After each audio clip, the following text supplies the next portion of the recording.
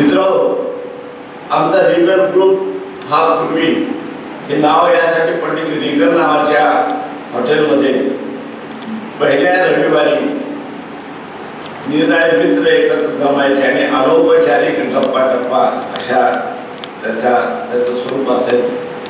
परंतु आमचे सर्व असणारे विजय तरवडे यांना असं वाटतं की आपण अजून त्याला व्यवस्थित गंभीर असं स्वरूप देऊया आणि त्याचा एक भाग म्हणून याच्या आधी महाराष्ट्र साहित्य परिषदेमध्ये तहानलेले पाणी या माझ्या पुस्तकावर त्यांच्या आयोजित केली होती संजय सोनवणे आणि अंजली कुलकर्णी यांनी भाग घेतला होता. परंतु ते सभागृह त्याचं भाडं ते खर्चिक होत होतं आणि आमच्या रिगल ग्रुपकडे कुठल्याही प्रकारचा निधी किंवा सदस्यत्व शुल्क वगैरे असं काही नाही. तेव्हा विजय तरवडेंनी पुणे मराठी ग्रंथालयाशी संपर्क साधला आणि हा एक वाङ्मयविषयक ग्रंथविषयक उपक्रम असल्याने पुणे मराठी ग्रंथालयाने अत्यंत आनंदानं या उपक्रमाला आमच्या आशीर्वाद दिलेला आहे आणि हे सुंदर सभागृह महिन्याच्या या दुसऱ्या रविवारी आम्हाला उपलब्ध करून देण्याचं मान्य केलं. त्याच्याबद्दल आपण सर्वांनी टाळ्या वाजवून पुणे मराठी आज कॉफी शॉप या पुस्तकावर एक अभिनव स्वरूपाचा कार्यक्रम इथे संपन्न होतो आहे. जगण्याचा उत्सव लेखनातून मांडणारा असा हा लेखक आहे श्रीपाद ब्रह्मे. पाडवाकरांची सुंदर ओळ आहे मित्रांनो. जीवन म्हणजे उधळीत जाणे, जगण्यातील आनंद. श्रीपाद ब्रह्मे यांनी आनंदाची उधळण कशी केली आहे हे मीरा शिवसरकर, सुप्रिया खोत, ब्रह्मे काध्ये, R.G. स्मिता यांच्या मधुर आवाजामध्ये आणि परफॉर्मन्समध्ये आपण अनुभवणार आहोत. आनंद देशमुख खाण्यासारखा एक प्रथितयश असा सूत्रसंचलन करता लेखकाच्या सुदैवाने आम्हाला लाभलेला आहे आणि ज्यांच्या हाती त्यांच्यासाठी ही सूत्र मी सुपूर्द करणार आहे. तत्पूर्वी ज्या वास्तूमध्ये हा उपक्रम संपन्न होणार आहे त्या पुणे मराठी ग्रंथालयाच्या कार्यवाहांना शुभेच्छा देण्यासाठी मी पाचारण करतो. श्रीयुत हेमंत कुलकर्णी, कार्यवाह, पुणे मराठी ग्रंथालय.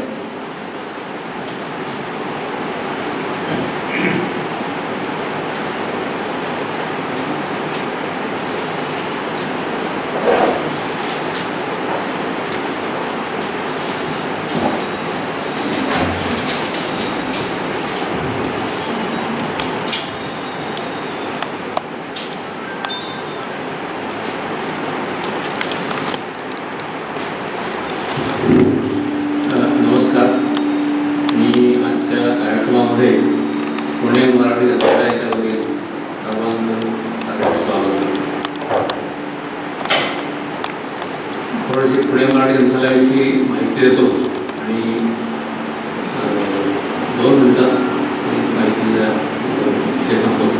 आपण मुख्य कार्यक्रम चालू होणं आवश्यक आहे. पुणे मराठी ग्रंथालय ही जवळजवळ 104 वर्ष जुनी संस्था आहे. नरसिंह केळकरांच्या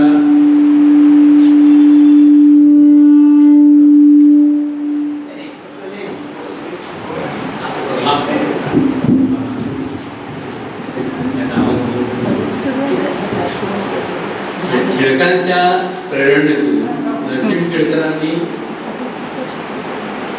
आणि पावगी वगैरे त्यावेळच्या निसर्गवरील हे ग्रंथालय चालू केले 1911 आणि आज या स्वरूप हे आवाज कमी केलं होतं.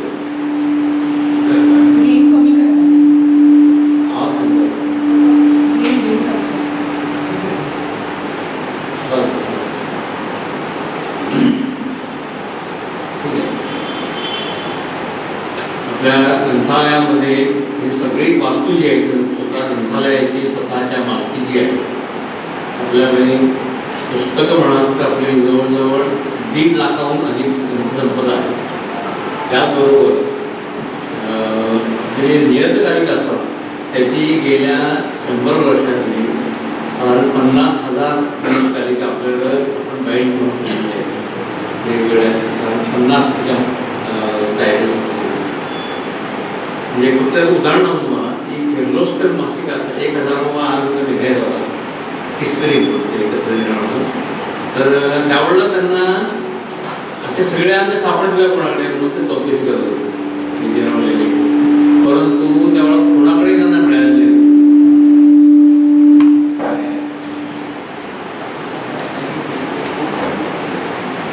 तर आपल्याला म्हणजे पुणे मराठी ग्रंथालयाकडे ते अंक 825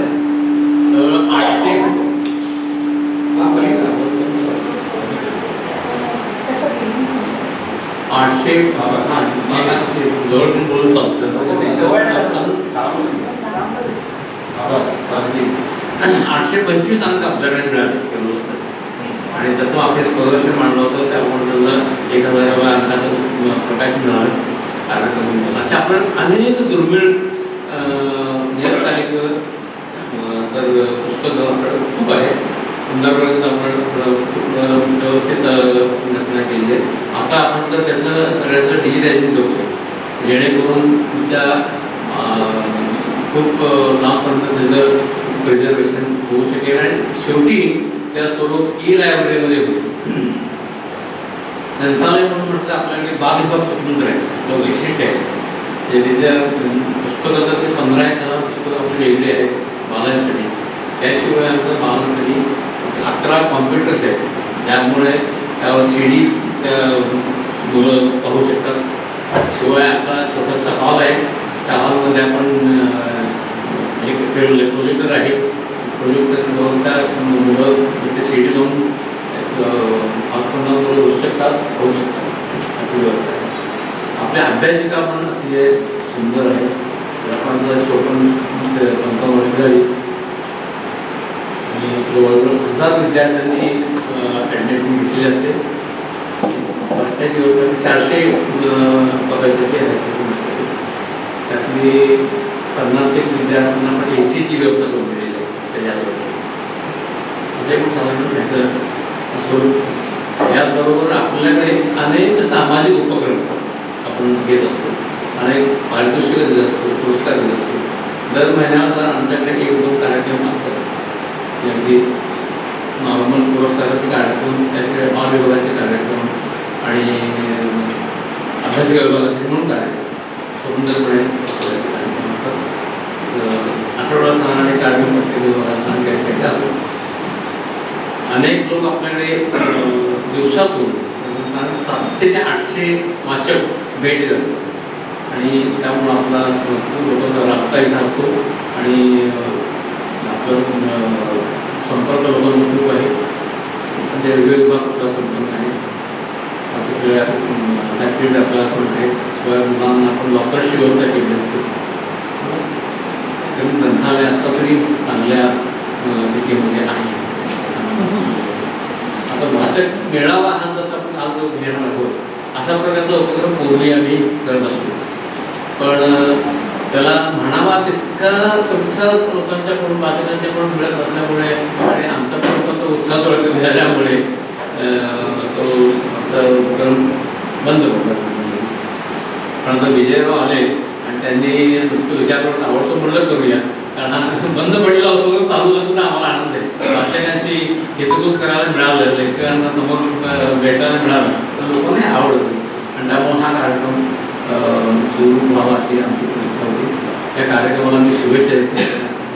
विजयरावने धन्यवाद देतो मी सुरू केला.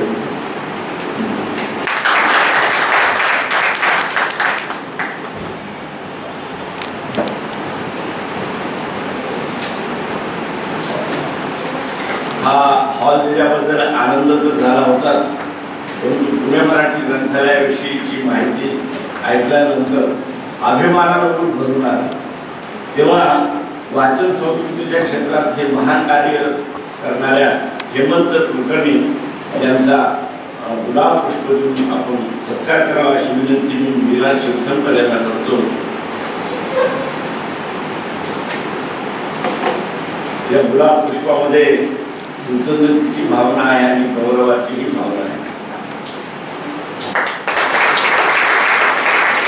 म्हणजे आजच्या कार्यक्रमाला आपला एक प्रसिद्ध लेखक रमेशजी बावकर आलेले आहेत. त्यांनी काही त्यांची पुस्तकं मांडले दाखवली आपल्याला. कारण मी थोडा वेळ थांबून मी जाणार आहे मी ठरलेल्या कार्यक्रमासाठी म्हणून मी जातो.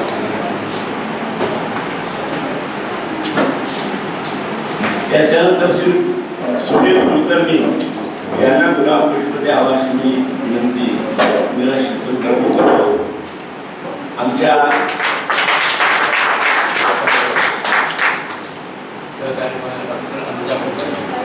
या ग्रंथालयाच्या सहकार्यवाह डॉक्टर अनुजा कुलकर्णी यांनाही गुलाब पुष्प द्यावे अशी मी विनंती करतो.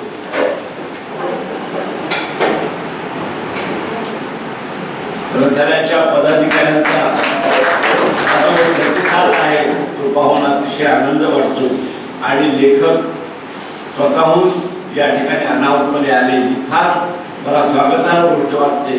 तेव्हा यापुढे कुठल्याही औपचारिक निमंत्रणांची वाट न पाहता ठराविक दिवशी हा कार्यक्रम यावेळी होणार या भावनेतून वाचकांनी रसिकांनी यावं असाच आमचा प्रयत्न असणार आहे आणि या सर्वांचं इथे स्वागत असणार आहे. तेव्हा मी आता या कार्यक्रमाचे सूत्र श्री आनंद देशमुख यांच्याकडे देतो. श्री आनंद देशमुख.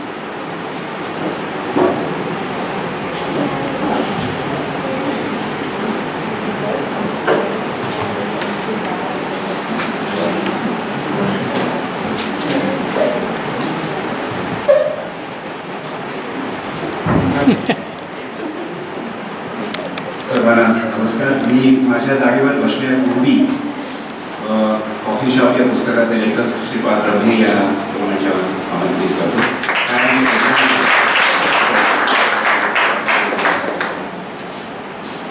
आणि या कार्यक्रमाची सुरुवात माझ्यापेक्षा सुद्धा श्रीपाद रमणे हेच अगोदर करणार आहेत आणि मग त्यांच्या मनोगतानंतर त्यांच्या मनात काही जणांचं स्वागत सत्कार करण्यात आहे. त्यानंतरच आपण आपल्या नियोजित कार्यक्रमाकडे वळणार आहोत. तेव्हा मी श्रीपादाशी विनंती करतो की त्यांनी कार्यक्रमाला सुरुवात करावी. धन्यवाद. नमस्कार. नमस्कार दोस्तों. लीगल ग्रुपचे विजय तरोडे, निराशित समकर, विश्वास वसेकर आणि पुणे मराठी ग्रंथालय यांनी इथे हा कार्यक्रम आयोजित केला, वाचक सभा. आणि पहिल्यांदाच त्या कार्यक्रमांतर्गत कॉफी शॉपची निवड केली त्यात सहभागी होण्यासाठी. यासाठी मी सर्वप्रथम या सर्वांचे मनापासून आभार मानतो. हे सर्व माझे चांगले मित्र तर आहेतच, चांगले वाचक आहेत, चांगले श्रोते आहेत आणि चांगले रसिक आहेत. आणि अशा लोकांनी माझ्या पुस्तकाची निवड करावी पहिल्या त्यांच्या कार्यक्रमासाठी ही माझ्यासाठी खूप आनंदाची गोष्ट आहे. तर एक कृतज्ञतेचा एक म्हणून मी माझ्या कुटुंबियांतर्फे माझ्या सर्वांचा एक छोटासा सत्कार इथं करू इच्छितो. तर सर्वप्रथम मी माझे वडील रवींद्र ब्रह्मे यांना विनंती करतो की त्यांनी विजय तरोडे यांचा सत्कार करावा. एक पुढे विजय इथे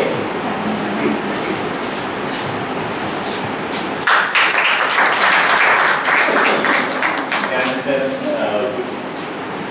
मी माझ्या वडिलांना विनंती करतो की त्यांनी आनंद देशमुख यांचा स्वागत करावं.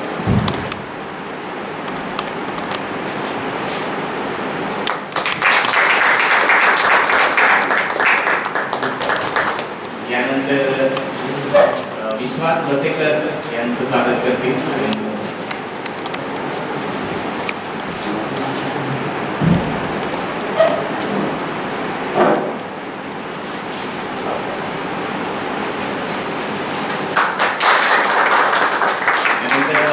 माझ्या आई आनंदी विनंती करतो निराशित समकर यांचं स्वागत करा.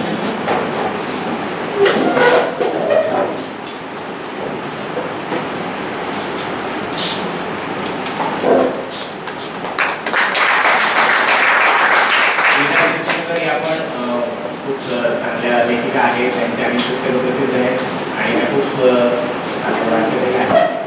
त्यानंतर मी माझी पत्नी धनश्री हिला विनंती करतो की या पुस्तकातल्या काही भागांचं अभिवाचन करणाऱ्या तिघींचे तिने स्वागत करावं. सर्वप्रथम स्मिता, मी तिला बोलतो, तिनं यावं. स्वागत करेन. धनश्री. सुप्रिया कुलकर्णी स्वागत करू.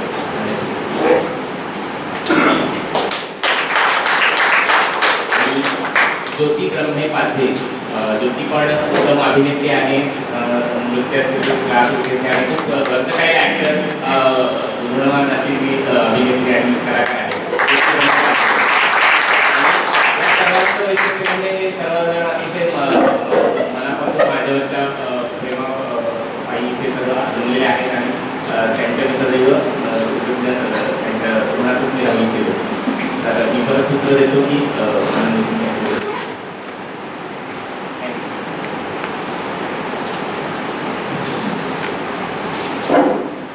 आता खरं तर सर्वांना नमस्कार करतो. ऐकू येते? एक वेगळ्या कार्यक्रमाचे आज आपण साक्षीदार इथे बोलायला आहोत. वेगळा मी अशा करता म्हणतोय की अशा प्रकारच्या एखाद्या लेखकाच्या पुस्तकावर चर्चा किंवा त्यावर त्या अभ्यासकांची मतं अशा प्रकारचे विविध कार्यक्रम पुण्यामध्ये गल्लोगल्ली दररोज होत असतात आणि अशा अनेक कार्यक्रमांना आपण हजेरी देखील लावत असतो. आज या पुस्तकावर तर आपण काही भाष्य करणार आहोतच, परंतु त्याहीपेक्षा महत्त्वाचं म्हणजे या पुस्तकातल्या काही भागांचं वाचन आज आपल्यापर्यंत पोहोचलं आहे आणि हे या कार्यक्रमाचं वैशिष्ट्य आहे असं मला वाटतं. या पुस्तकाचं प्रकाशन देखील अतिशय वैशिष्ट्यपूर्ण अशाच प्रकारे करण्यात आलेलं होतं. जे या प्रकाशन समारंभाला हजर होते त्यांना नक्कीच त्यातलं वेगळेपण हे जाणवलेलं असेल. म्हणजे नेहमीच्या चौकटीतला तो काही पुस्तकाचा प्रकाशन समारंभ नव्हता. म्हणजे नेपथ्यापासून संपूर्ण कार्यक्रमामध्येच एक वेगळं पण आपल्याला संपूर्ण कार्यक्रमामध्ये जाणवलेलं होतं. सोनालीच्या हस्ते अर्थातच त्या पुस्तकाचं प्रकाशन झालेलं होतं आणि इतरांची मान्यवरांची मनोगत हा देखील एक वैशिष्ट्याचा भाग होता. आणि त्यावेळेला देखील श्रीपादनी त्याच्या मनोगतातून अनेक गोष्टींवर या अपत्य हे कसं जन्माला आलं त्याची संपूर्ण कथा देखील त्यावेळेला आपल्या समारंभामध्ये घातली, आपल्या कानापर्यंत घातली होती. थोड्याफार फरकानं आजही आपण तेच करणार आहोत, परंतु त्यावेळेला सुद्धा काही भागांचं वाचन झालेलं होतं आणि आजही आपण ते करणार आहोत. मला त्यामुळे आजच्या या कार्यक्रमाची सुरुवात आपण त्यातल्याच पुस्तकातल्या एका भागानं आपण करूयात, म्हणजे मग आपल्याला आणखी त्याच्यावर भाष्य करणं सोपं आहे. मी अगदी प्रारंभीच मीरा शिरसमकर यांना अशी विनंती करणार आहे की त्यांनी व्यासपीठावर यावं आणि कॉफी शॉप या पुस्तकातल्या हॅपी पाडवा जो नुकताच आता आपण साजरा केला या भागाचं वाचन त्यांनी त्यांच्या आवाजामध्ये करावं.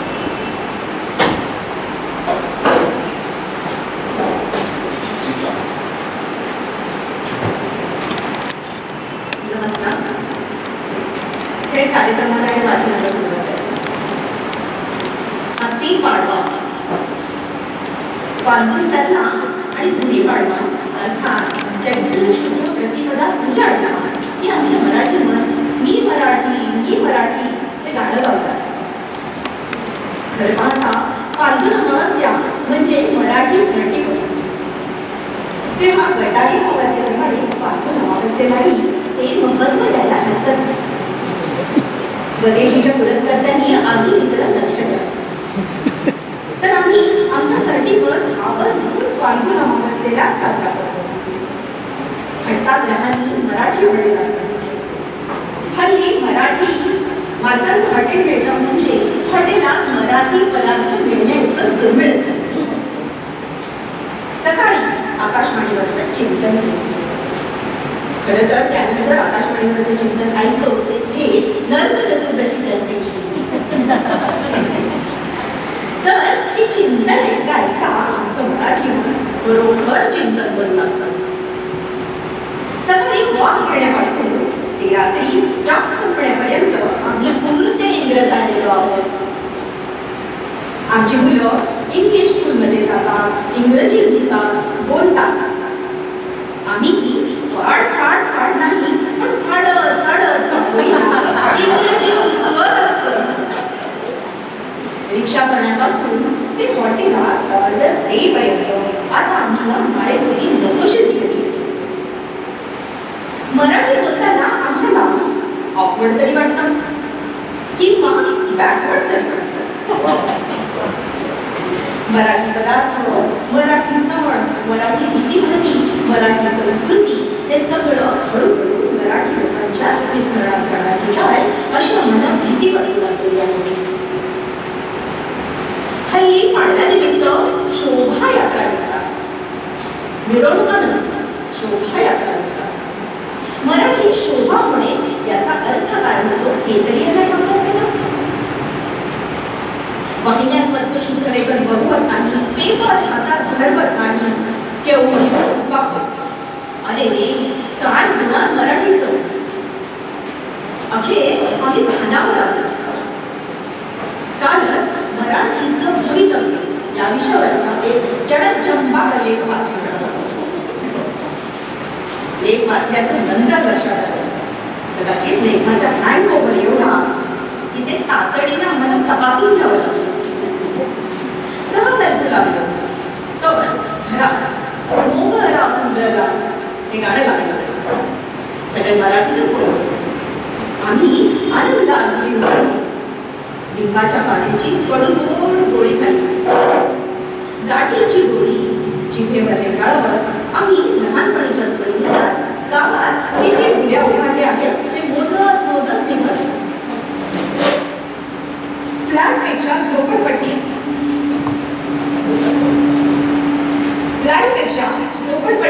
अधिक गुढ्या उभारलेल्या दिसतात. त्या गुढ्या असतात तरी खूप उंच.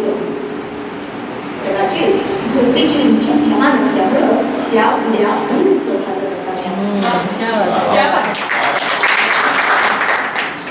फ्लॅटमध्ये बाल्कनी किंवा खिडकीच्या उंचीवरून उभारलेली आमची गुढी उगाचच कानकोळी भासत असते. दुपारी आम्ही मराठी बोलतो, सायंकाळी मराठी पोशाख करतो, देवाला जातो. मराठी सगळीकडेच आलेलं असतं. सायंकाळी गुढी उतरवतो, पण तिचा रंग मनावर पसरत जातो, लाल लाल पेटलेल्या पळसासारखा. धन्यवाद.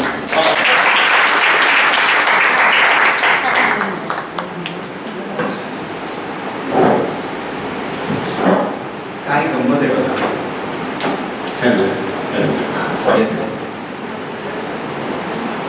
आपल्या प्रत्येकाच्या तोंडून वावा हा शब्द बाहेर पडला. त्याचं कारण काय माहिती का? ते शब्द जे आता वीराच्या तोंडून आपल्या हृदयापर्यंत पोहोचले ते आपल्याला आपले वाटले. म्हणजे मीही असंच बोलू शकलो असतो किंवा या विषयावर हेच मला म्हणायचं होतं आणि याच भाषेमध्ये मला म्हणायचं होतं असं प्रत्येकाला वाटलं. हेच या लेखनामागचं फार मोठं यश आहे असं मला वाटतं. कारण काय होतं माहिती का, ज्यावेळेला दुसऱ्याच्या अंतःकरणापर्यंत आपल्याला पोहोचायचं असतं ना, त्यावेळेला आपण त्यांची भाषा बोलणं, अगोदर त्यांची भाषा समजणं, आपल्याला ते अवगत होणं अतिशय महत्त्वाचं आहे. म्हणजे रोजच्या भाषेतले शब्द ते त्यांच्या बोलण्यामध्ये असतात, जे त्यांच्या कधी काळी ते लेखन करत असतील तर त्या लेखनामध्ये असतात. ते येणं आपल्या लेखनामध्ये हे अतिशय आवश्यक आहे असं मला वाटतं. आणि त्याशिवाय आपण सामान्य श्रोत्यांच्या अंतःकरणापर्यंत पोहोचू शकत नाही. हे रोजचे वाटणारे शब्द ज्यावेळेला आपल्या लेखनामध्ये येतात त्यावेळेलाच त्यांचा दर्जा अतिशय श्रेष्ठ असा झालेला असतो. आता बघा, अत्यंत साधे आणि सोपे शब्द होते आणि तेही आपल्यापर्यंत पोहोचले. कुठेही अलंकारिक शब्दांची त्याच्यामध्ये पकड नाही, कुठंही अबडबंबाळ अशी मोठी वाक्य नाहीत. राम गणेश गडकरी यांच्यासारखी छोटी छोटी वाक्य होती ती आपल्यापर्यंत अत्यंत परिणामकारकपणे पोहोचली. याचं कारण हेच आहे की श्रीपाद प्रभे यांना सामान्य वाचकांचं अंतःकरण काय शब्दांनी ते आकर्षित होतात, काय शब्द त्यांच्यापर्यंत पोहोचतात हे त्यांना मनोमन कळलेलं होतं. आणि म्हणून आपल्याला प्रत्येक वाक्य त्यांचं ऐकताना हॅपी पाडवामधलं वा वा वा वा असं आपण म्हणत होतो. आणि त्याचबरोबर एखाद्या निखळ अशा विनोदाला देखील आपण आपल्या हास्याने प्रचंड अशी दाद दिलेली आहे. तेव्हा लोकांच्या पर्यंत पोहोचणं, त्यांच्या भाषेमध्ये पोहोचणं हे फार मोठं वैशिष्ट्य श्रीपादचं मला वाटतं. आणि कुठेही त्याच्यामध्ये अलंकारिकपणा नाही. ज्यावेळेला आपण वर्तमानपत्राचं एखादं पान उघडतो त्यावेळेला तिथं विरामचिन्ह असतात, स्वल्पविराम असतो, पूर्णविराम असतो, अर्धविराम असतो, उद्गारवाचक चिन्ह असतात, प्रश्नार्थक चिन्ह असतात. ही चिन्ह काही त्या वर्तमानपत्राच्या पानाचं सौंदर्य वाढवण्याकरता तिथे घातलेली नसतात. तेव्हा एरिक मला छान दिसते म्हणून मी घातलं, सकाळी एक घातलं, दुसरं संध्याकाळी परत बदललं, याकरता ते सौंदर्य वाढवणारी ती विरामचिन्ह नाहीये. त्या विरामचिन्हांना एक प्रकारचा अर्थ आहे आणि तो अर्थ साध्या साध्या सोप्या सोप्या वाक्यातनं त्या विरामचिन्हांना ज्यावेळेला ध्वनीचं रूप प्राप्त होतं ना आणि ते आपल्यापर्यंत पोहोचतं, तेव्हा खरं ते लेखनाचं यश आहे असं मला वाटतं. ही साधी साधी साधी सोपी सरळ अगदी वाक्य. एक विचार करा, एखादा मुलगा घरामध्ये येतो, आईने त्याला जेवायला वाढलेला आहे, टेबलावर त्याचं पान आहे, तो बसतो जेवायला, त्यावेळेला तो आईला असं म्हणतो का, आई मी जेवायला शुभारंभ करू का गं?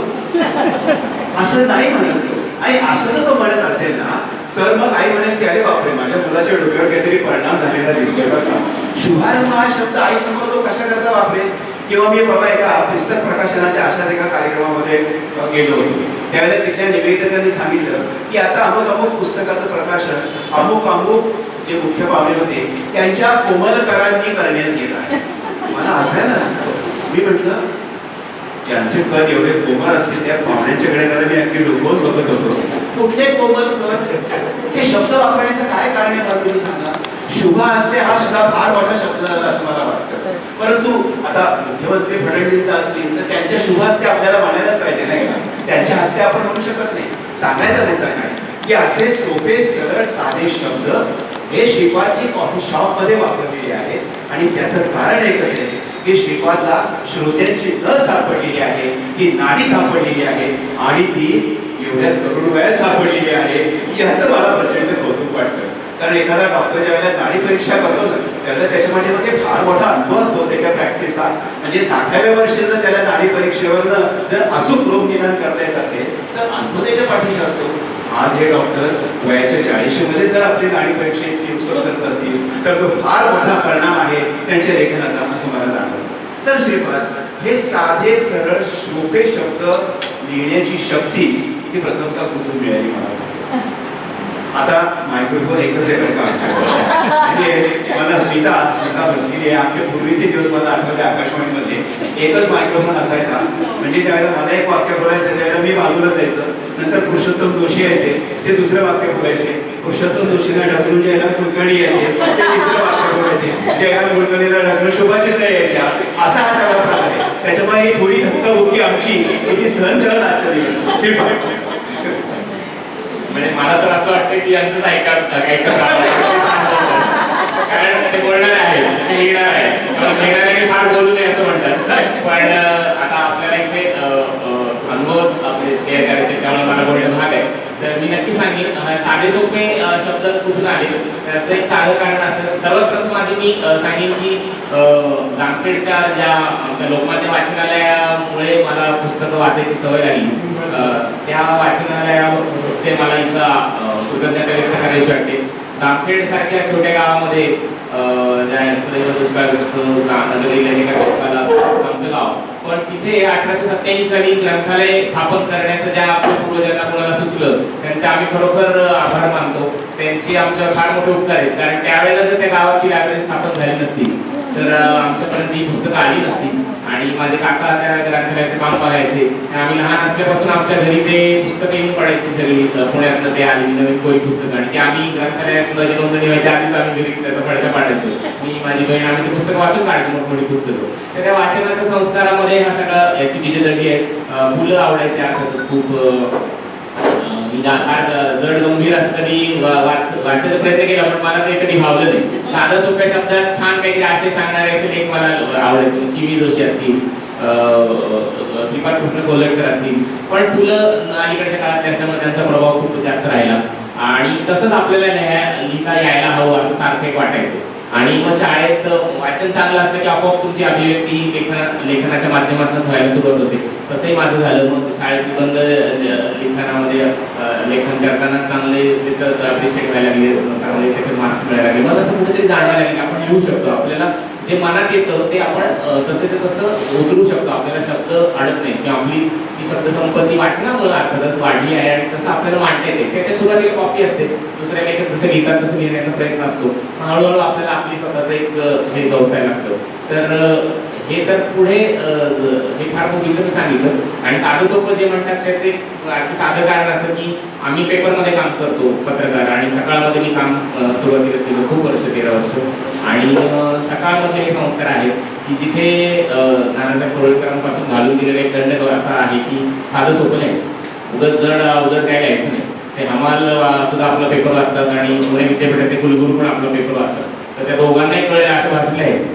त्यामुळे आम्ही इतके घाबरून दचकून ते साधं लिहायला शिकलो की पण फार त्याचा फायदा झाला की कुठल्याही लिखाणात अवजड शब्द आला की आम्हालाच म्हणजे हसूच येतं की काय लिहितो असं. म्हणजे त्यापेक्षा साधं सोपं लिहावं आणि लोकांना कळेल असंच लिहावं. म्हणजे त्या अगदी बातमीचं लीड, आता इथे अभिजित पेंढारकर आहे, आम्ही बरोबरच काम केले अनेक वर्ष सकाळमध्ये, तर तोही सांगेल की आम्हाला अक्षरशः फाडून फेकून द्यायचे आमचे कॉपी, आमचे जे वरिष्ठ होते म्हणजे तेव्हा अशोक राजे होते, जे साळुंखे, त्यासारखे दिग्गज तिथं मंडळी काम करते, वरुणराज भिडे, राजीव साबळे, या लोकांनी मल्हार आरणकल्ले हे आमचे गुरुजी सगळे त्यावेळेचे. आणि ते असे कॉपी आमची बघायचे बातमी आणि म्हणायचे नाही हे नाही चालायचं, आपल्या वाचन नाही चालणार.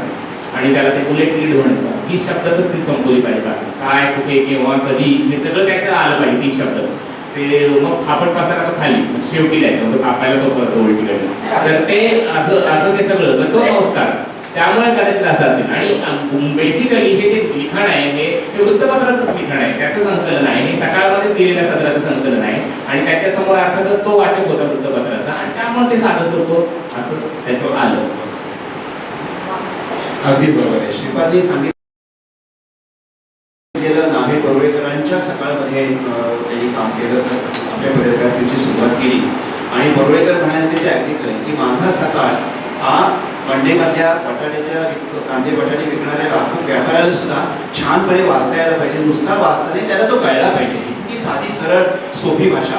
मला इथे नेहमी माझ्या कार्यक्रमाच्या संदर्भातल्या काही गोष्टी सांगायच्या वाटतात की ज्यावेळेला मी शैलेंद्रवर कार्यक्रम करतो त्यावेळेला शैलेंद्रची भाषा देखील त्याला पीपल्स पोएट असं म्हटलं जातं. सीधी सी बात आहे ना मिरची मसाला, असं शैलेंद्र नेहमी त्याच्या गाण्यांमधलं म्हणत आलं. किंवा आपले मराठीतले जनकवी पी सावळाराम, गंगा जमुना डोळ्यात उभा क्या, जा मुली जा तू दिल्या घरी सुखरा. साधे सरळ सोपी वाक्य, म्हणजे गद्यच वाक्य खरं तर. डोळ्यात पाणी आणू नकोस, तू ज्या घरी जाणार आहे त्या घरी तू सुखी राहा, असं म्हणणं काय. किंवा पी सावळाराम यांच्या भाषेमध्ये पिंपळवणं उतरता अशी का झाली सर्व बावळी. पुढचं अगदी साधं सर्व सोपं वाक्य, मुली तू आलीस आपल्या घरी.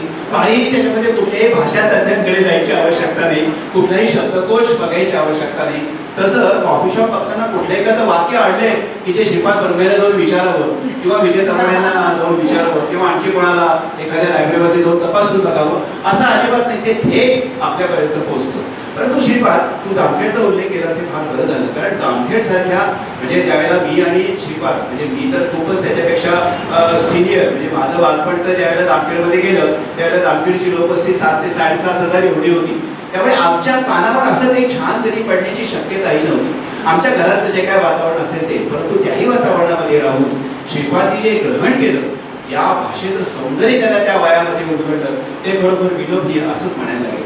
परंतु मला एक सांग की असं साधं सोपं सरळ तू वर्तमानपत्रामध्ये लिहित गेलास, परंतु ह्याचं जे लिखाण तुझ्याकडे आलं, त्याची जी जबाबदारी तुझ्याकडे आली, ती काय परिस्थितीमध्ये आली, आणि मग त्याचं पुस्तक कसं काय झालं, याची थोडीशी मनोरंजक कहाणी तुझ्या साध्या सरळ सोप्या शब्दांमध्ये आमच्यापर्यंत पोहोचव. नक्कीच. पुन्हा पत्रकारितेकडे जायला लागेल. याचा जन्म झाला एका अशा प्रसंगानं की 2002 त्यावेळेला अनंत दीक्षित सर आमचे संपादक होते, आणि त्यांनी मला एक जबाबदारी सोपवली की जसपाल भट्टी त्यावेळेचे नामवंत कलाकार, ते आता बिचारे गेले 1 वर्षापूर्वी अपघातात, मला फार वाईट वाटतं. माझे त्यांचा फार चाहता आहे, फार मोठा माणूस, आणि विसंगतीत कसा टिपायचा, आणि अतिशय. आणि लकीली वाटतं सांगायला आनंद वाटतो की दूरदर्शनवर परत त्यांचा तो फ्लॉप शो हा कार्यक्रम परत सुरू झाला 11:30 वाजता, तर तो आता लागेल 10-15 मिनिटं. तर तो कार्यक्रम बघा जरूर सगळ्यांनी. म्हणजे माझी ती एक प्रेरणा असेल कुठेतरी बॅक ऑफ द माइंड. कारण ह्या जसपाल भट्टींची दिवाळी ऐकण्यासाठी मुलाखत घ्यावी असं मला आनंद दीक्षित यांनी सुचवलं 2002 दिवाळी. तर ते अर्थातच खूप आधी प्लॅनिंग असतं. मग सप्टेंबरच्या एका पावसाळी दुपारी आम्ही मुंबईला गेलो आणि लोखंडवालाच्या त्यांच्या फ्लॅटमध्ये त्यांना पहिल्यांदा भेटलो.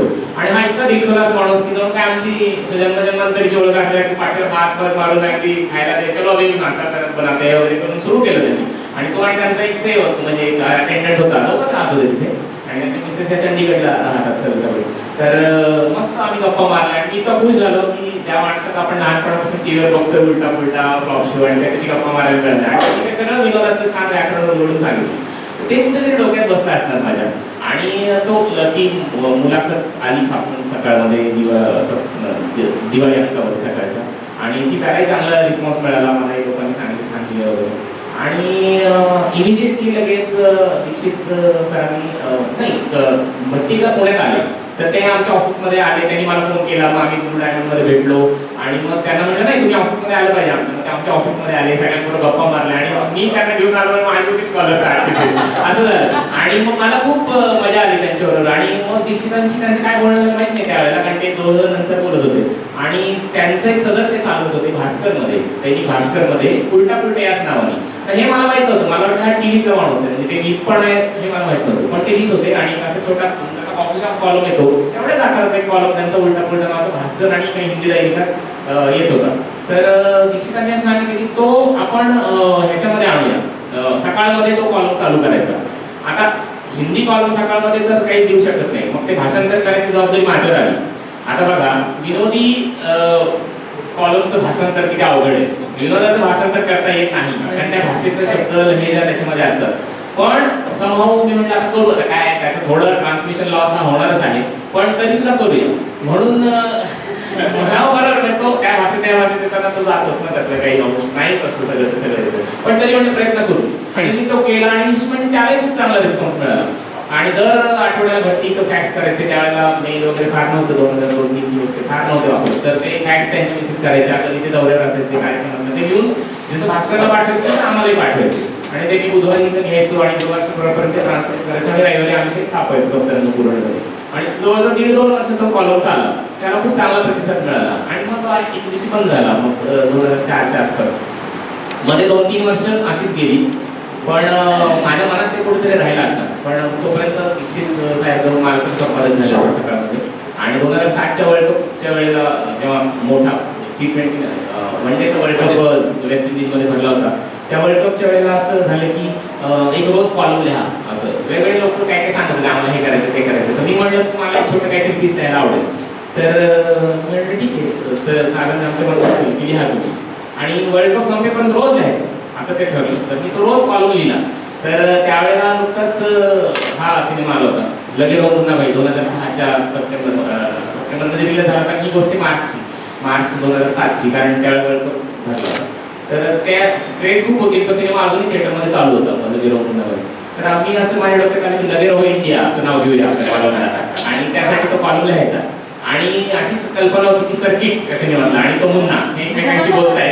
आणि मग तो पण नाव आलं मामू, असं की मामू हा लिहितोय सगळं सांगा. तो संजय कोणाला मामू म्हणत आहे, मामू याचा गेला वगैरे. आणि मग ते हिंदीत मी लिहिलं ते पहिलं क्रिकेटवरती की मामू सर्किट आणि मुन्ना एकमेकांशी बोलतोय. आणि ते कल्पना दाखवलं, त्यांना ते खूप आवडलं खरं म्हणजे या फॉर्ममध्ये मी लिहितो रोज. पण ते म्हणजे तू रोज हिंदीत कसं लिहिणार, ते मुंबई या हिंदीमध्ये लिहायला लागलं असतं सदर ते. मराठी पेपरमध्ये रोज हिंदी आपले लोक नाही ऐकून घेणार म्हणजे ते एवढ्या शिवाय होती म्हणजे काय रोज हिंदी चाललंय. म्हणजे बरोबर आहे तुमचं. मी काय करतो अजूनमधून हा फॉर्म घेतो म्हणजे नको तू मराठीतच घेऊ. तर काय झालं मग मला बदलायला लागला तो फॉर्म. तो फॉर्म दिला मी सोडून वाईट म्हणजे पण नाव राहिलं फॉर्म मुन्ना मामू हे पण नाव कायम राहिलं. आणि कॉफी शॉपचं पुढचं गोष्ट आहे ही लगेरावचं सांगतो ते कॉफी शॉप यायचं असं. तर लगेराव इंडिया सुरू झालं सगळं ते रोज लिहायला लागलो. 60 दिवस तो वर्ल्ड कप चालला होता. तर भारत दुसऱ्या तिसऱ्याच राऊंडमध्ये हारला त्या वर्ल्ड कप वाईट पद्धतीने हारला. म्हणजे बांगलादेशकडनं हारला, नंतर एक फक्त बरमुडा विरुद्धची मॅच जिंकली आणि श्रीलंके विरुद्धची मॅच जिंकणं मस्त होतं. आम्ही आपली ऑफिसमध्ये तयारी वगैरे केली होती, सेलिब्रिटीवर मॅच पहा वगैरे सगळी दुकाने बोलत होतं. आणि आम्ही सगळे तोंड पाडत असतो मॅच हारल्यानंतर. मी तर इतका वाईट फायदा जाऊन सांगितलं की बंद करतोय सदर आता वास म्हटलं. म्हणजे असं नाही भारत हारला तरी वर्ल्ड कप चालू आहे तू रोज लिहायचं. मग काय केलं लगे राहू एवढंच नाव ठेवलं. काय करणार भारत हारला लोकांनी परत शिवाय दिलं असतं. मग लगे राहू एवढंच नावाने तो कॉलम पुढे सुरू राहिला दुसऱ्या दिवसापासून. आणि ते पण खूप लोकांना आवडलं सदर. भारत हारला त्या दिवशी तर मी बाहेर होतो कुठे, मला वाटतं पाचगणीला होतो. तिथून मी ते फोनवर ते सदर सांगितलं आणि ते ऑफिसमध्ये कोणीतरी लिहून घेतलं आणि ते छापलं. ते इतकं आवडलं की त्यांनी पाण्यावर छापलं ते वाडकर साहेबांनी. तर ते त्याचं नाव होतं निळ्या कोल्ह्याची गोष्ट. आपल्या टीमचं निळा पांघरलेला हा निळा कोल्हा आहे भारताच्या टीम आला होता आपल्या टीमचं गोष्ट. तर ते नंतर कळलं की ती भारत असे असे काही भावना म्हणजे फार उघड असतात. पण त्या नादात त्यावेळेला की सगळ्या लोकांच्या भावनेची सुसंगत होती ती भावना आणि ती त्यांना सगळ्यांनाच आवडली की आपल्या टीमला असं ठोकून काढलं. त्या कोल्ह्याची गोष्ट चक्क पाणीकडे छापून आली. त्यामुळे असं माझा उत्साह म्हणजे वाढतच चालला दिवसेंदिवस. आणि मग ते सगळं संपलं 60 दिवसांना. रोज 60 दिवस आपण येऊ शकतो याचा कॉन्फिडन्स मला त्यातनं आला. आणि 30 एप्रिलला वर्ल्ड कप संपला आणि 6 मेला कॉफी शॉपचा पहिला भाग आला. कारण मधल्या काळात मी लगेच संपादकाला ऑफर दिली, सर मी दर रविवारी कॉलम लिहू इच्छितो. रोज नाही लिहिणार अर्थातच, पण दर रविवारी लिहितो आपल्यानंतर.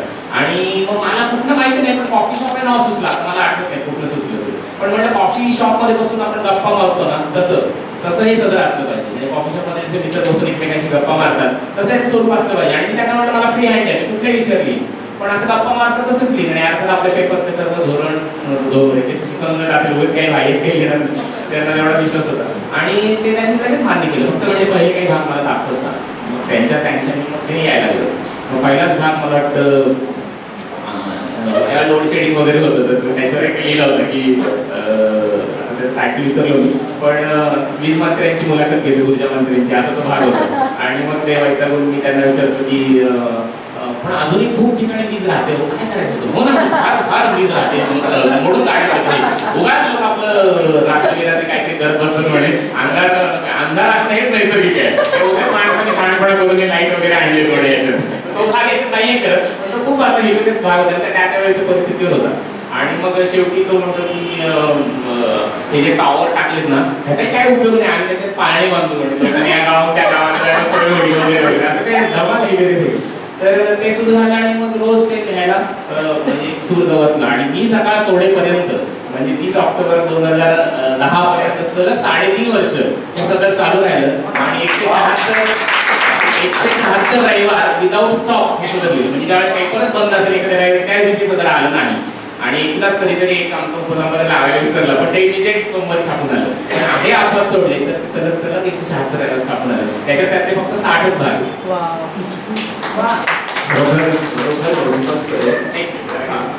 मला यानंतर सांगायला आवडेल.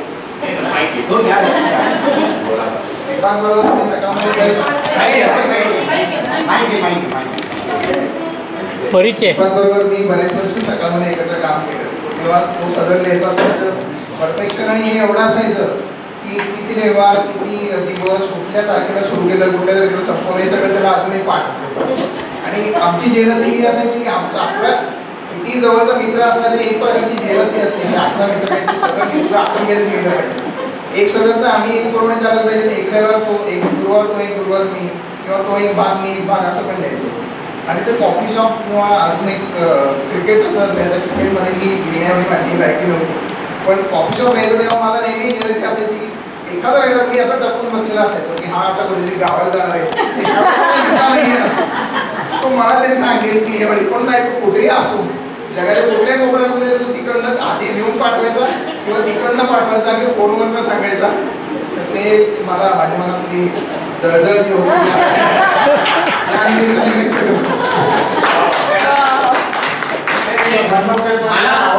मला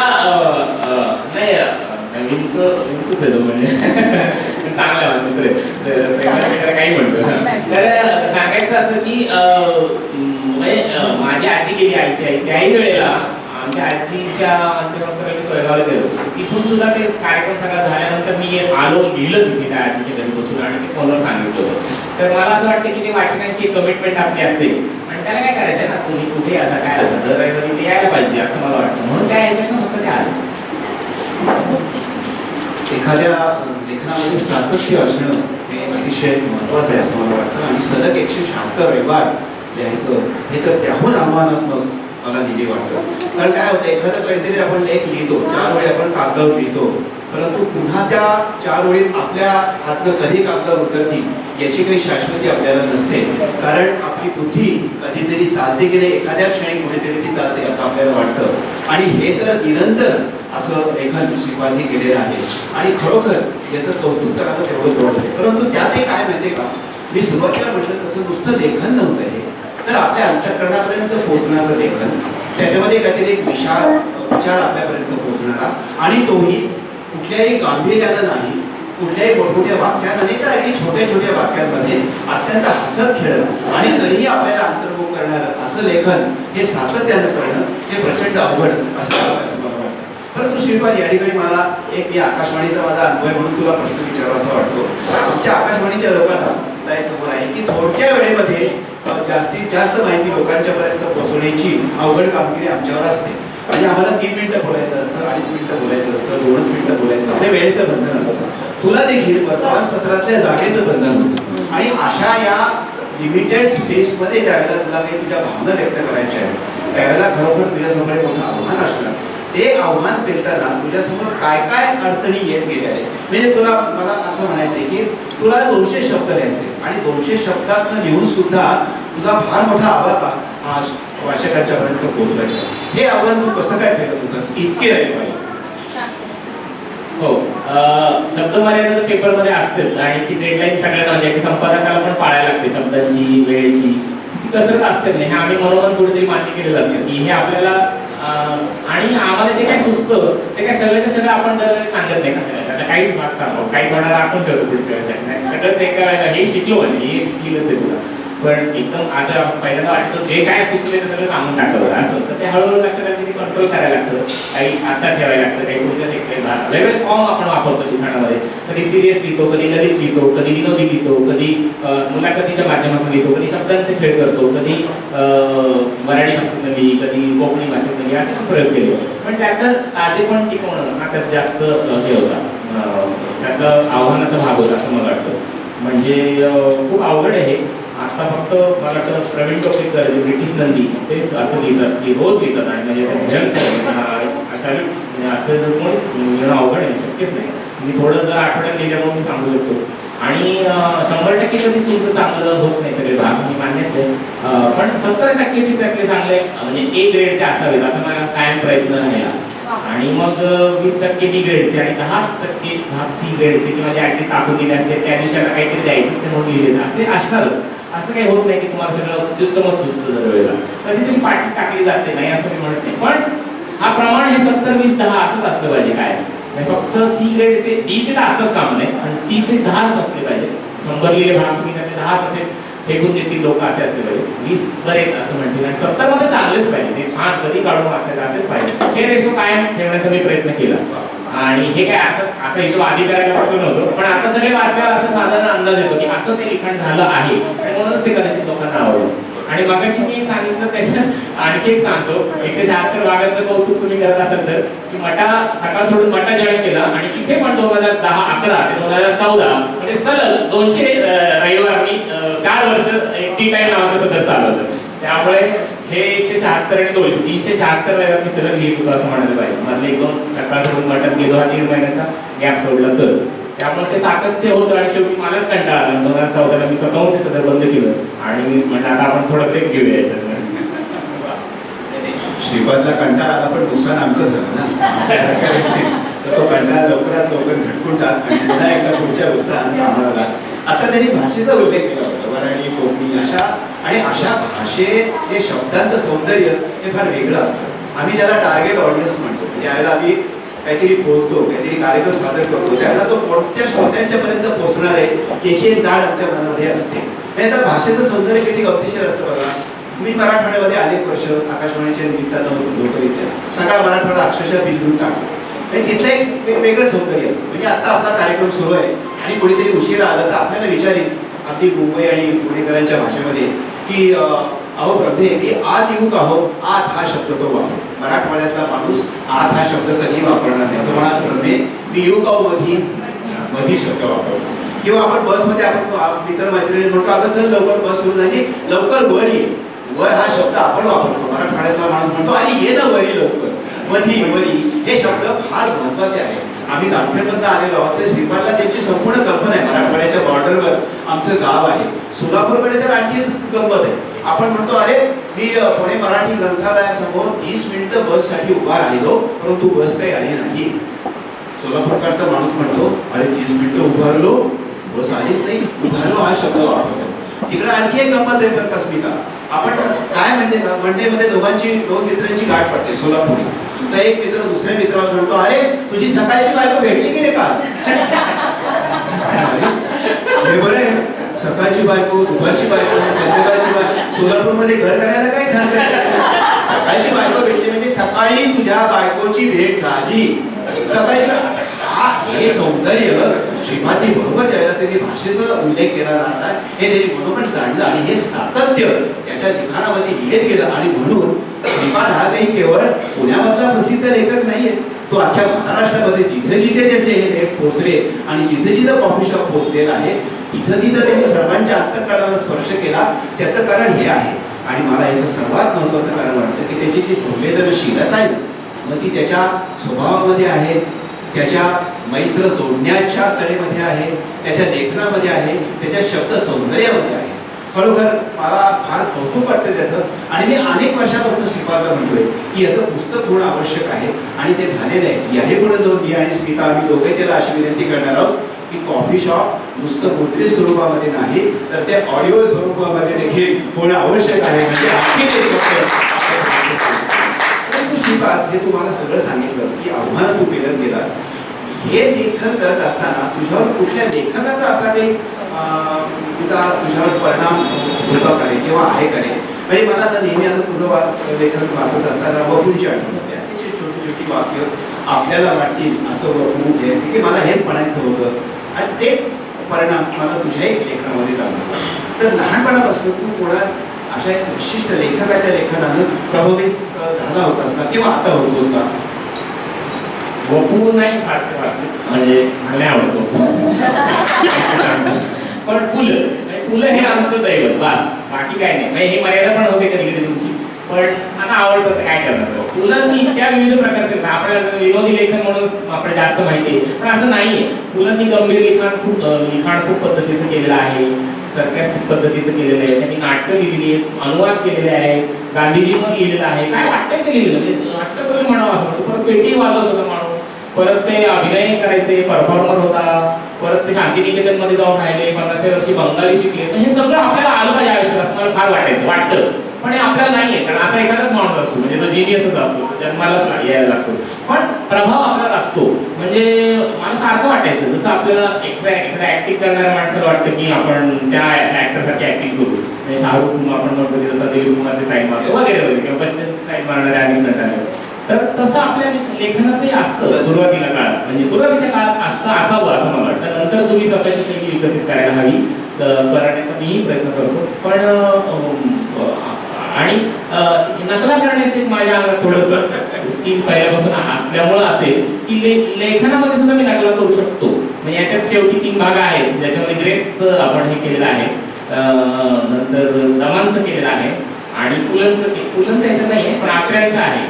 तर आता मी वाचत नाही पण एक म्हणजे फक्त ग्रेस म्हणले की आपल्या डोळ्यात मी म्हणले कार्यक्रमाला मी गेलो होतो ग्रेसच्या आणि ग्रेस यांनाच त्याचं रिपोर्टिंग करायला सांगितलं असतं. यशवंतराव चव्हाणमध्ये ग्रेस आले होते आणि त्यांच्या कार्यक्रमाचं रिपोर्टिंग त्यांनाच करायला सांगितलं असतं तर त्यांनी कसं केलं असतं. एकच वाक्य वाचून दाखवतो. ग्रेस संध्येच्या गाभाऱ्यातील लक्ष किरणांचा सांद्र अभिषेक लोकत असतानाच नाट्यागारातील मंद काजळ दिव्यांच्या प्रकाशात कवीच्या प्रतिभेचे लक्ष दिसते जाळू लागले होते. ग्रेसना कळत असेल.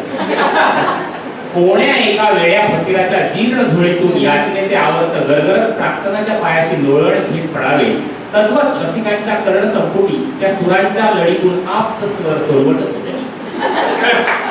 खूप छानपणे ऐकत होते पण असं ग्रेस लिहू शकतात. म्हणजे मला का सुचलं तर मी त्यांचं वाचलं असेल कुठेतरी आणि ते असं लिहिलं हे मला कळलं तर कसं लिहिलं. किंवा दमा मिराजदारांची भोकरवाडी आपण ऐकलेले आहे तर त्याच्यात मी असं तर पहिलंच वाक्य असेल भोकरवाडीत सुले कासराबरोबर आला होता. पहिलंच वाक्य दमाची स्टाईल. गणा मास्तरच्या ओसीवर मंडळी बसून बराच वेळ झाला पण तरी कोणाचाच आवाज फुटला नव्हता. मास्तर बराच वेळ पेपरमध्ये डोकं पुसून बसले होते. रामा खरा तर तंबाखूची गुळणी धरली होती आणि कधी मास्तरकडे तर कधी आढ्याकडे बघत तो भिजल्या चिमणीगत गप बसून होता. शिवा जमदाडे काल तालुक्याच्या गावाला गेला होता, त्याचा अजून पत्ता नव्हता. नाना चेंकाची नेहमीप्रमाणे चुळबुळ चालली होती. सुताराच्या 80 पेक्षा त्याला आज मास्तरच्या बाबतीत जास्त रस वाटू लागला होता. पण उगा ज्याला हालचाल केली तर बाबू पैलवान सवयीने गुच्ची घेऊन दिली या भीतीनं तो जास्तच अस्वस्थ होत होता. अखेर बाबू शांततेचा भंग करत बोलला, अशी खबर तरी काय आहे मास्तर, सरकार पडलं गेलं काय? तर म्हणजे ह्या सगळ्या अवकाशातून तुमच्यासमोर दमा उभेच राहिले पाहिजे. कारण डावांचा अनेक वर्ष आपण वाचतो आणि त्याची सर्व पात्र त्याच्यात आली, त्या ग्रामीण भागाची भाषा आली आणि ते जे लिहितात तेच आपण लिहिण्याचा प्रयत्न करतो. ते नकलेंना ते येतं आणि आकड्यांचं पण आहे. तर ते आकडे कसं लिहितील, मी तर आकड्यांना कधी बघितलं नाही, त्यांचं ऐकलं पण नाही, कारण त्यांच्या आवडी फार क्लिअर मला वाटतं. पण कधी असं वाटलं वाचून की ते असंच लिहितील लिहायचं. ते नकलांच्या मधूनच ते येत असावं. पण फार नकलांच्या प्रेमात सोडू नये, कधीतरी आपण स्वतःच्या शैली करत जावं, हे खरं शेवटी. आणि बरोबर ही स्वतःची शैलीच श्रीपादने जी विकसित केलेली आहे, त्यांनीच आपण सर्वजण कॉफी शॉपकडे नक्कीच आकर्षित होतो. म्हणजे छोटी छोटी वाक्य असतात. आता आंब्याचे दिवस आहेत, आपण म्हणतो ठीक आहे, हापूस खाल्लास का, अमुक केलं का, तमुक केलंस का, अरे भयंकर महाग आहे, अजून 800 रुपये डझन आहे, जरा थांब थोडे दिवस. हे आपण पुणेकर जरा भाव कमी व्हायची वाट बघत असतो. परंतु ह्याच्यावरनं श्रीपाद काय लिहू शकतो? श्रीपाद म्हणतो, हापूस सुद्धा आपली पायरी ओळखून खाणार का. अरे हो, आंब्यावर आठवण झाली. Smita please please please come. आता अप्रतिम असं एक छोटासा स्मिता आपल्यासमोर सादर करते, दिवाने आम.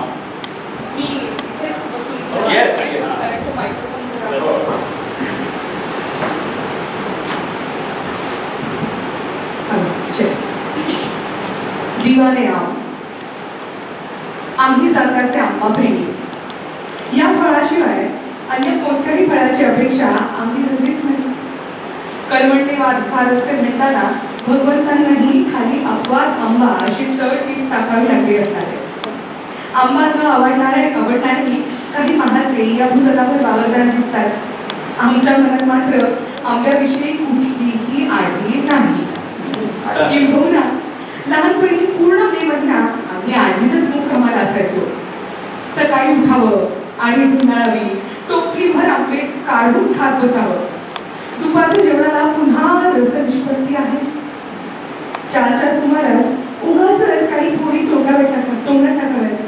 संध्याकाळी पुन्हा टोपली घेऊन जेवणाला बसावं. रात्रीच्या जेवणाची सांगता पुन्हा रसपूर्ण व्हावी. सोबतीला कुरड्या आणि कांदा भजी. उन्हाळ्याचा दाह कसा निघून जातो कळतही नाही. हे सगळं असं गरम खाऊ. गेले ते रसदार दिवस, उरल्या त्या आठवणींच्या होळी, आता त्याचीच सुपारी करून सगळं बसणार झालं. लहानपणी पहिलं चित्र काढलं ते आंब्याचंच. तेव्हा हापूस, रायवळ असं जातीभेद आम्ही केलंच नाही. रायवळ आंबा लहानपणी भरपूर खाल्ला. पण हल्लीच आम्ही जाणते झालं ना, आता हापूसशिवाय आमचं पान मांडलं जात नाही. हा हापूस म्हणजे आंब्याचा शहंशहा. आमरस खावा तर हापूसाच. किंबहुना हापूसच्या रसाला आमरस तरी का म्हणावं? तो तर खास रस. अन्य आंब्याचा रस तो आमरस. पण हल्ली हा आंबा डझनभर आणि किलोभर विकायला लागल्यापासून आमचा रस थोडं कमी झाला बरं का. होणार नाही तर काय, शेकडो रुपये मोजून पुन्हा मोजकेच पण पदार्थ घ्यायचे. मग काय मजा राहिली. खरं तर आंबा शक्यतो फुकट मिळावा. हौसेनं आंबराई वाढवून नातलांना आंबे वाटणारे सज्जन आत्ता आपल्याला लाभले तर उत्तमच. अन्यथा आंब्याच्या पेट्या गिफ्ट म्हणून घरी पोचतील इतपत सामाजिक स्थान मिळवावं. मात्र घरी एक पेटी पोचवा असं चुकूनही कुणाला पण बोलू नये. आम के आम उपयोगी नाम कसे मिळतील ते पाहावं. आपल्याला आंब्यात रस आहे हे समोरच्या पार्टीला व्यवस्थित पटवून देता आलं पाहिजे. आंबा महोत्सव, आमच्या बागेतून तुमच्या टेबलावर वगैरे जाहिरातीवर अजिबात विश्वास ठेवू नये.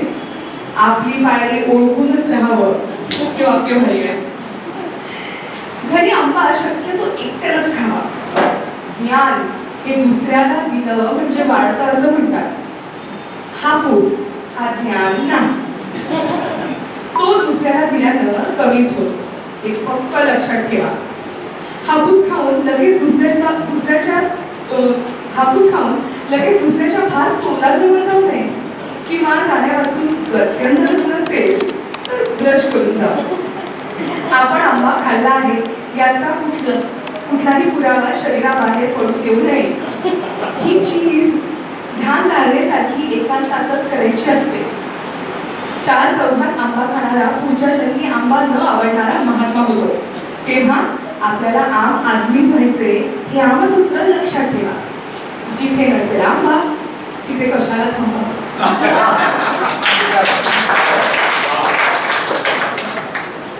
वा, अतिशय सुंदर हा हापूस आपल्यापर्यंत पोहोचवलाय.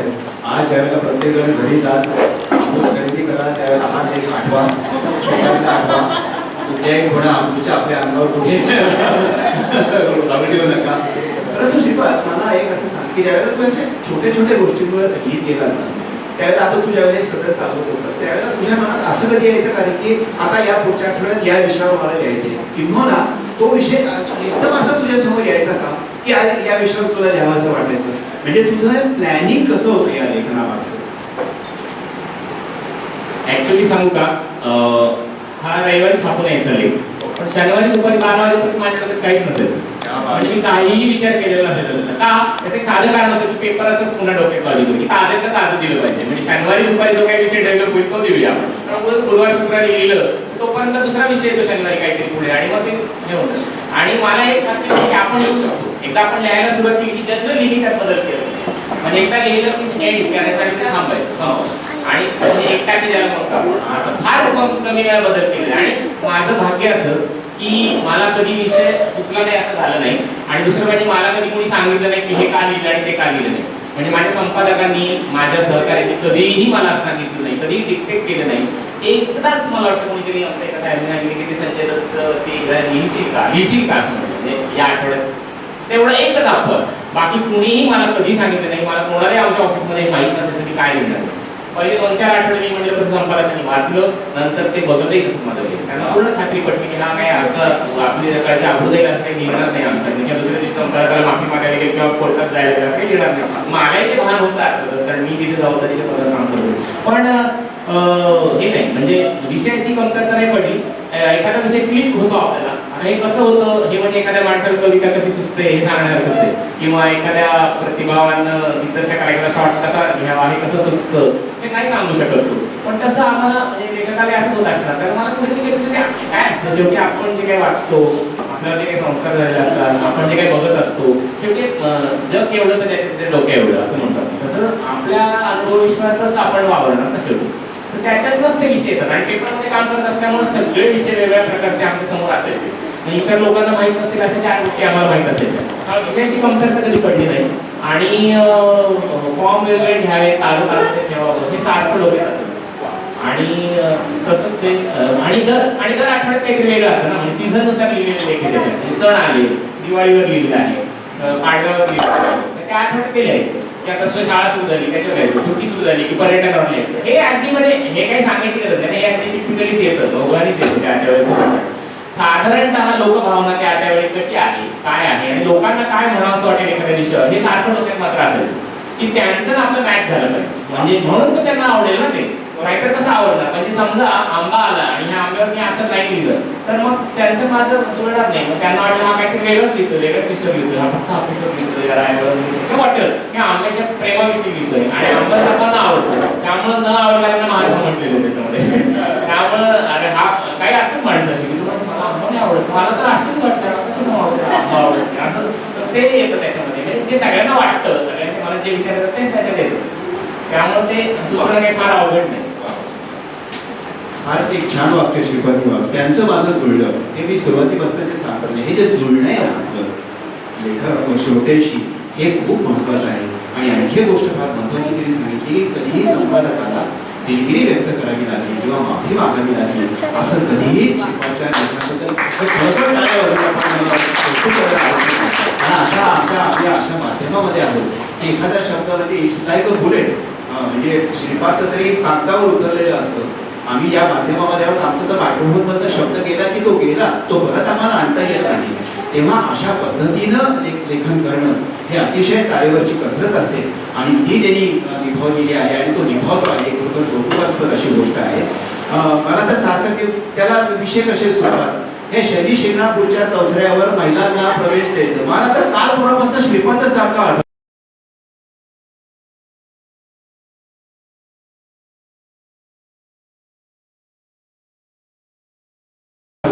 आता तुम्हाला श्रीपाद आठवण्याचं काय कारण आहे?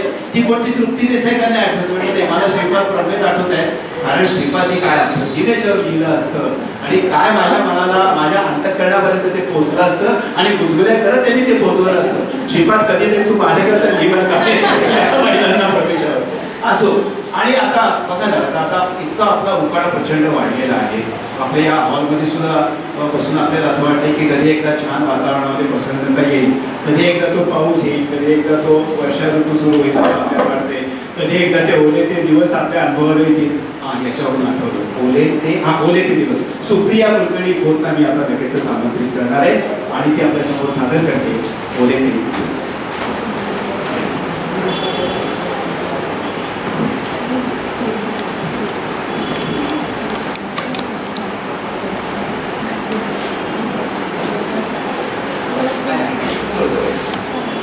ओले ते दिवस. वर्षाच्या प्रत्येक महिन्याला त्याचे खास वैशिष्ट्य आहे. आता सुरू झालेल्या जुलै महिन्याला पावसाचा ओला वास असतो. सगळीकडे गच्च हिरवी झाडं, खाली सर्वत्र उठून आलेलं गवत आणि त्यावरचे पावसाचे थेंब, या सगळ्यांचा एक खास वास होतो. आता प्रत्येक वासाची एक आठवण असते. तो वास आला की ती आठवणी हटकून मागोमागे येतेच. तसंच जुलैच्या या ओल्या वासामुळे कॉलेजचे दिवस आठवतात. कॉलेजचं म्हणजे सुरू व्हायचे दिवस. एकतर पुण्यातल्या किंवा मुंबईतल्या मोठमोठ्या कॉलेजांच्या इमारती बहुतांश ब्रिटिश काळात, त्या ओलसर दगडी इमारती आणि आजूबाजूच्या दर एका पावसाळी झाडीतून अंगाला कुडकुडी भरवणाऱ्या थंड हवेतून जाताना एक अनामी भयाची लहर पाठवून शिरशिरत जायची.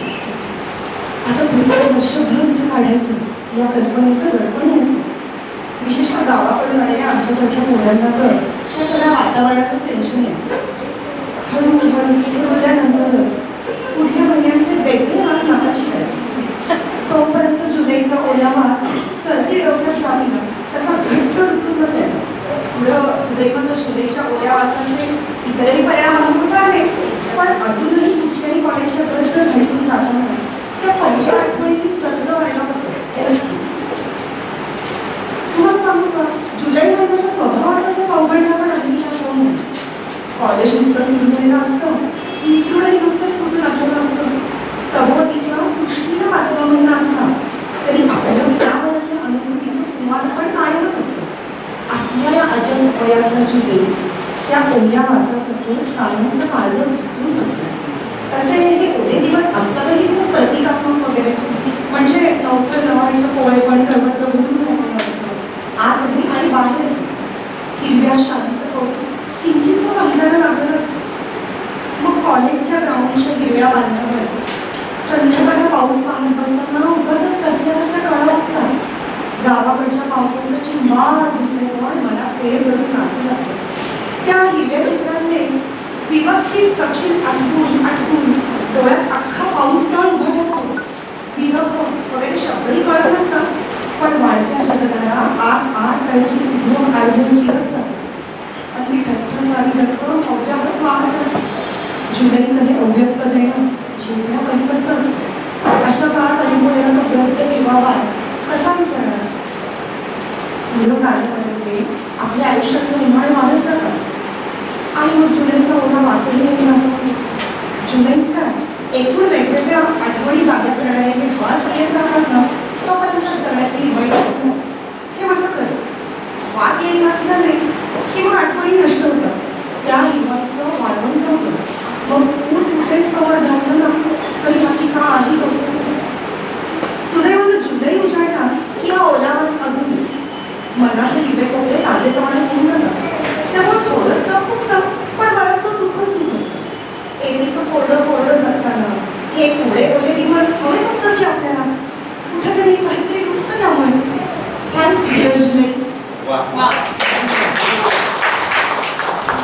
महिना आला म्हणजे आपल्याला पावसाची पाण्याची आठवण येते, परंतु अख्खा महाराष्ट्र सध्या पाणी तहानलेला आहे. पुणेकरांचं सोडा, पुणेकर भाग्यवान आहे. पुणेकर कशाला भाग्यवान, इथं उत्तमनगरपर्यंत गेलो तरी डोक्यावरनं पाणी आणताना माणसं आपल्याला दिसत आहे. आणि अख्खा महाराष्ट्र पाण्याच्या एका थेंबासाठी तडफडतो आहे. म्हणजे आणीबाणीच निर्माण झालेली आहे महाराष्ट्रामध्ये पाण्याची. आणि यावरनं मला अप्रतिम अशा एका लेखाची शिल्पाची आठवण झाली या पुस्तकाच्या. तो मी आपल्यापर्यंत पोहोचवण्याचा प्रयत्न करतो आहे. लेखाचं शीर्षक आहे आणि पाणी. तोंडचं पाणी पळालेला माणूस कसा दिसतो हे आम्ही साक्षात पाहत होतो. म्हणजे दाढीसाठी सकाळी आरशासमोर उभं होतो तो प्रसंग. ब्रश होता, क्रीम होतं, ब्लेड होतं, नव्हतं फक्त पाणी. आमच्यासारखंच तोटीच्याही तोंडचं पाणी पळालं होतं. खूप नुकसान झालेला माणूस तोट्यात जातो तसे आम्ही तोटीत गेलो होतो. घरातली सगळी भांडी खडखडा वाजवली तेव्हा दाढीपुरतं पाणी मिळालं आणि दिवस निघाला. अशावेळी सर्वसाधारणपणे मराठी माणूस जे करतो तेच आम्ही केलं. सरकारच्या बेशिस्त जनतेच्या आणि सोसायटी पदाधिकाऱ्यांच्या नावे ठाणाणा केलं आणि पूर्वीच्या पाणीदार दिवसांच्या आठवणी हापसून आलो. आमच्या वेळी असं नव्हतं हे पालुपद ऐकून कहाणी सुरू केली. पण खरंच आमच्या वेळी असं नव्हतं. ना बेसिन होतं ना तोटी. पाणी हापसूनच आणावं लागेल. हापसा याला कूपनलिका असाही शब्द आहे. पण त्या नावानं त्या प्रकारचं व्यक्तित्व उभं राहत नाही. एखाद्या धिप्पाड पहिलवानाला नाव विचारल्यावर त्यानं वेदांग किंवा सौरव सांगितल्यावर जसं वाटते तसं हापशाला कूपनलिका म्हटल्यानं वाटतं. तर आजचा हा हापसा म्हणजे ग्रामीण जनतेचा यक्ष होता. एक गाव एक हापसा हे चित्र सर्वत्र होतं. पण तेच बरं होतं असं म्हणण्याची वेळ आज आमच्यावर आली आहे. अखेर आठवडीच्या हापशातनं भरपूर पाणी उपसल्यावर आम्ही वास्तव जगामध्ये आलो. दाढी झाली पण आंघोळीला पाणी नाही हे सत्य समोर आलं. अशा वेळी मेडिकलचं दुकान उपयोगी पडतं. आम्ही त्वरित नजीकच्या दुकानी धाव घेतली. तिथं विविध टाईम लिमिटच्या म्हणजे 72 तास 48 तास इत्यादी गोळ्यांच्या जाहिरातींच्या गर्दीतून वाट काढत आली. 24 तासांनी घ्यावयाच्या गोळीची मागणी केली. पण दुकानदारानं स्टॉक संपलाय असं सांगून दुसऱ्या दिवशी यायला सांगितलं. आपल्याला हवी असलेली गोळी ठेवणारा मेडिकल दुकानदार कोणाला भेटलाय काय? दुसऱ्या दुकानी गेलो तर तिथेही ही राग.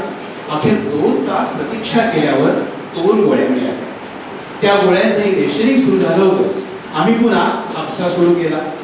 पूर्वी रेशनवर घासलेट नामक ज्वलनशील द्रव मिळेल आणि त्यासाठी असंच तास लाईनीत उभे राहिलेलो होतो. त्या आठवणी हापसून झाले. तेवढ्यात 10 का 50 या चिरपरिचित आवाजानं आम्ही दचकून वास्तवामध्ये आलो. मेडिकल दुकानाच्या बाहेरच त्या गोळ्या ब्लॅकनं विकल्या जात होत्या. त्या विकणाऱ्या इस्मानही आठवडाभर याच गोळ्या घेतल्या असाव्यात, कारण ग्राहक लांबूनच त्याच्याकडून गोळ्या घेत होते. घरी परतत होतो तर एका गाडीवाल्या हाडगोळ्या इस्मास पोलीस मारझोड करीत घेऊन जाताना दिसले. अधिक चौकशी आणली तो कवी आहे आणि त्यानं सरकारी लायसन्स नसतानाही एका कवितेत धबाका पाणी वाया घालवलेलं होतं असं कळलं. पण आम्हाला तिथं जास्त वेळ थांबायला वेळ नव्हता. जवळच्या नात्यातलं एक लग्न होतं. आहे राहू नये असं काही त्या खडूस आपल्याला लिहिलं नव्हतं. पण सर्वात भारी गिफ्ट देऊन आम्ही तिथं सर्वांना चकित करणार होतो. मंडपामध्ये गेलो. नवप्रवीणी तोडप्याजवळ जाऊन आयटीत 2 बिस्लेरीच्या बाटल्या काढल्या आणि त्यांना प्रेझेंट दिल्या. अर्ध्याहून अधिक सभागृह तिथं चक्कर येऊन पडलं. प्रचंड टाळ्या, चित्कार, हाशहुश. खरंच डोळ्यात पाणी झालं.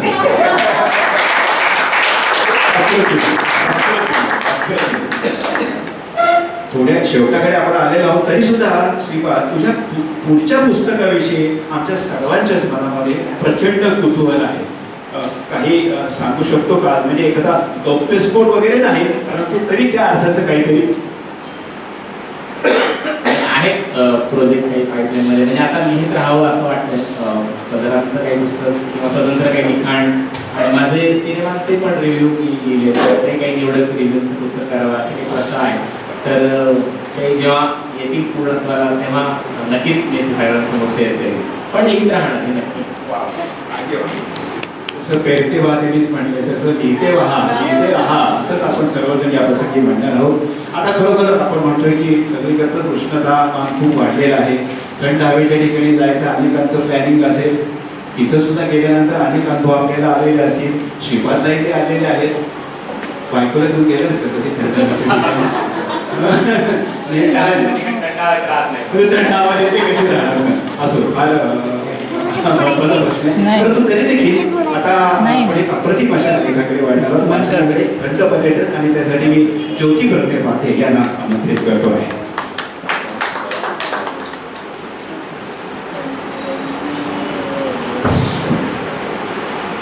थंड पर्यटन उन्हाळ्याच्या सुट्टीत सर्वाधिक सुखाचे पर्यटन स्थळ कोणते? आपले स्वतःचे घर. ही अक्कल दरवर्षी ह्या सुट्टीत केलेल्या पर्यटनानंतर आम्ही विकत घेतली आहे. असं असूनही दर सुट्टीत इकडं जाऊया असं प्लॅनिंग करताना हीच अक्कल पुन्हा कुठं गहाण पडते कळत नाही.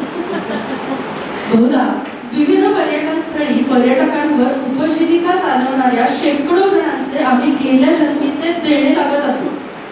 त्यामुळं उन्हाळा अंगाची लाही होत असतानाही आम्ही हौसेनं थंड हवेच्या ठिकाणी प्रस्थान करतो.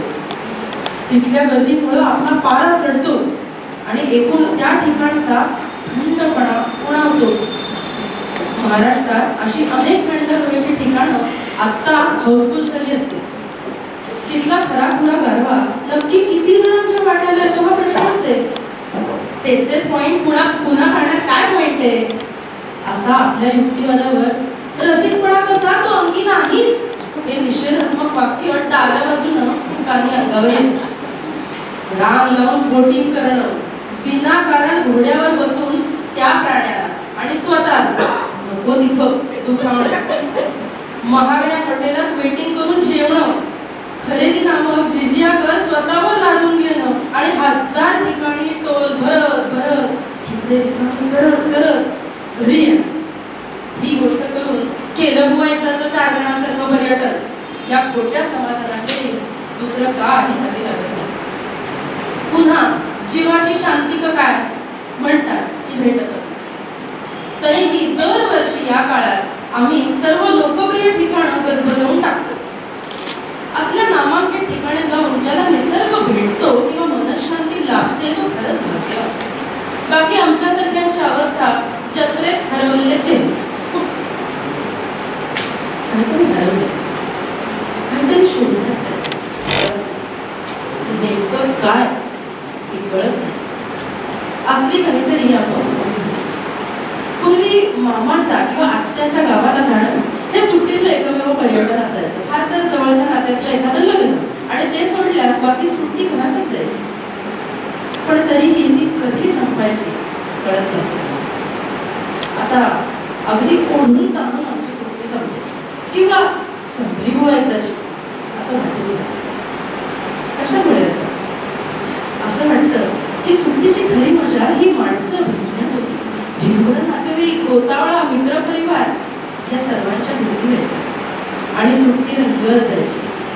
दिवसभर एकत्र खेळण्याचा धुडगूस, मामाच्या शेतावर चक्कर, संध्याकाळी चुरमुरे, वेळेचा कार्यक्रम, रात्री तंबूत सिनेमा, सर्व पोराटोरांनी मेहनत घेऊन पॉटमध्ये केलेलं आईस्क्रीम, चांदण्यात रंगत गेलेली अंगत पंगत आणि अशा अनेक प्रकारांनी सुट्टी सजायची.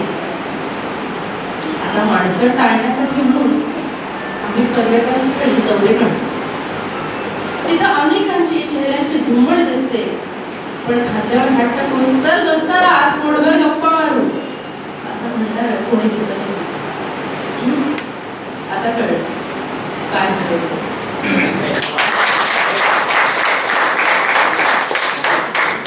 पुणे मराठी ग्रंथालय आणि विजय या सर्वांच्या प्रयत्नातून आजचा हा कार्यक्रम इथे आपल्यासमोर सादर झाला.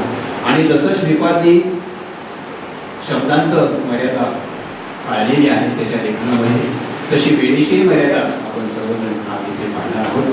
परंतु शेवटी म्हणजे आपल्या सर्वांचा निरोप घेण्यापूर्वी, आपल्या सर्वांचे आभार मानण्यापूर्वी, ज्या लेखकांनी आपल्या या कॉफी शॉपांना आपल्यापर्यंत अप्रतिम असे त्याचे लेखन पोहोचवलं त्यातला एखादा लेखकाच्याच तोंडून ऐकणं अधिक एक वेगळा असा आनंद असू शकतो. मी आपल्या सर्वांच्या वतीनं आयोजकांचे तर आभार मानणारच आहे, परंतु आपण एक टाळ्यांचा कडकडाट करूया आणि श्रीपादला त्याच्या पुढच्या भविष्यासाठी मनापासून शुभेच्छा देऊया.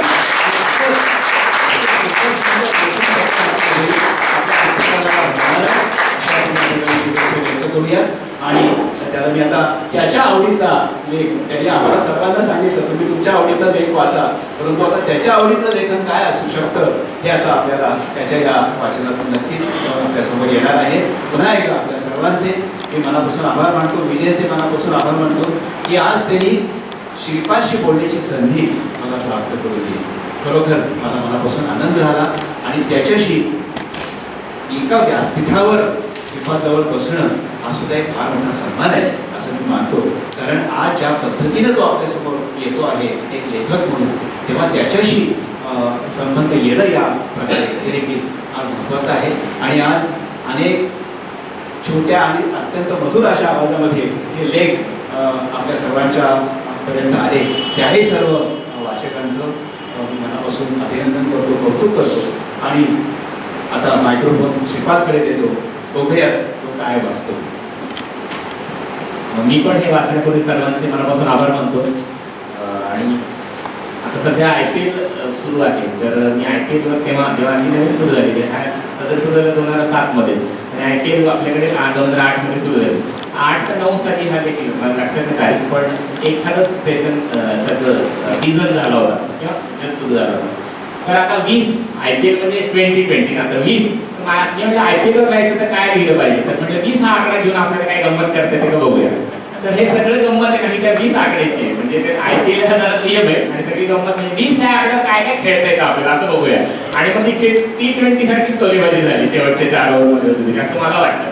तर त्याचं हेडिंग सुद्धा असेल त्या लेखाचं 20 आत्महत्ये देवे, त्याच्या 20ला कोटा अनकोटे 20 आत्महत्ये देवे. तर हा 20 आत्महत्या देव कसा भेटला, तर 20 या आकड्याबद्दल आम्हाला भारी आकर्षण. बरं, लहानपणी 20 सोडून अन्य कुठलाही पाढा आम्हाला नीट येत नव्हता हे पण आमच्या गुरुजनांना तेव्हा कौतुक नव्हतं. आता 13 किंवा 29चा पाढा आल्यामुळं जगात कोणी फार जादा यशस्वी ठरलंय का, पण नाही. तर कोणी पाढे म्हणायला सांगितलं की आम्ही 20च पाढा पडतो. सर्वांना येते, आम्हालाही आधी 20 आणि मग 20 आली.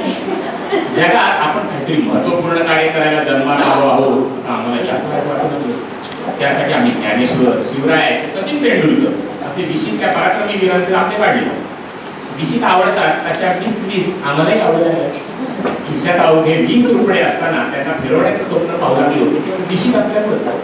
20चं महात्म्यच तसं होतं, पण 20 आल्यावर आमचे रिफ्लेक्सेस कमी झाले.